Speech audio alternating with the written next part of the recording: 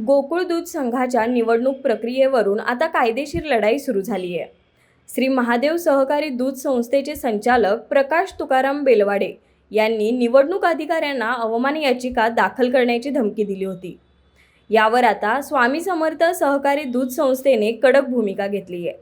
सर्वोच्च न्यायालयाच्या आदेशाचा चुकीचा अर्थ लावून निवडणूक प्रक्रिया 20 दिवस लांबवण्याचा प्रयत्न केल्याप्रकरणी प्रकाश बेलवाडे आणि त्यांचे वकील ॲडव्होकेट सतीश तळेकर यांच्यावरच आता संस्थेमार्फत सर्वोच्च न्यायालयाच्या अवमानाची याचिका दाखल करण्यात येणार आहे.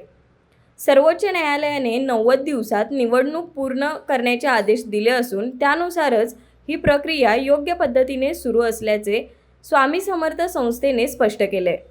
त्यामुळे न्यायालयाच्या आदेशांचा विपर्यास करणाऱ्यांवर कायदेशीर कारवाई करण्याची मागणी आता जोर धरू लागली आहे. न्यूज मराठी 24 कोल्हापूर.